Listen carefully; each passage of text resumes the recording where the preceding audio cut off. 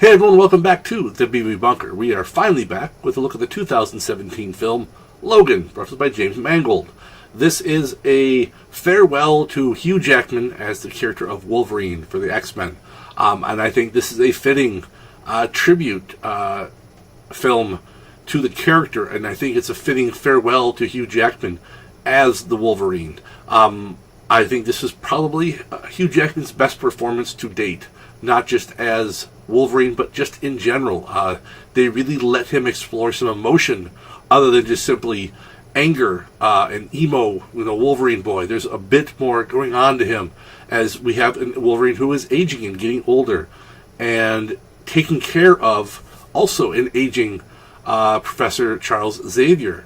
And the chemistry between these two, between Hugh Jackman and Patrick Stewart, is great. I love it. You can definitely see that there is a bond between them. Almost definitely father-son like bond, where there's this love, but also this, it's kind of a harder love, and there's this begrudging acceptance of Wolverine of it at times.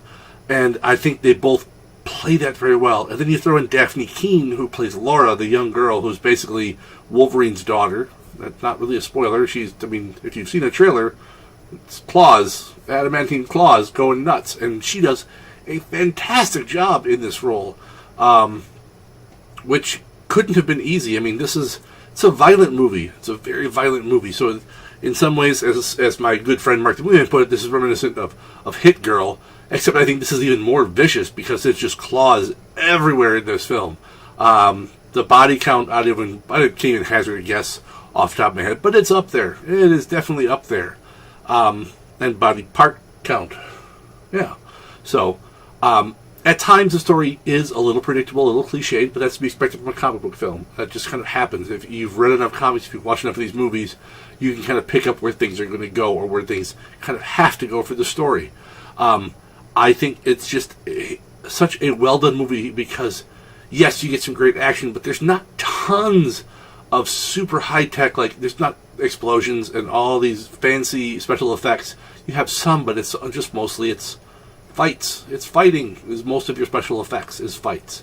You get a little bit with some mutant stuff, but not a lot.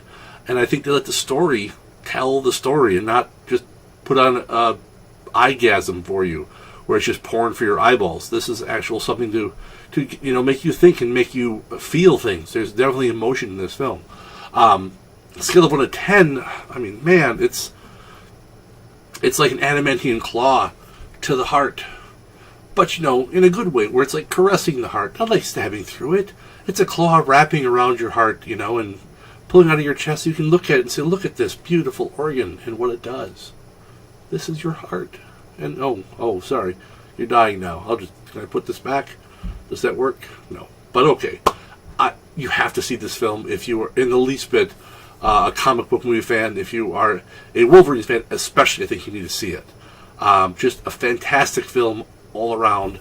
My favorite of the year so far, which doesn't say much because what else have I seen? So check this one out. That's all I have to say about this one. Until next time, stay safe out there in the wasteland, folks.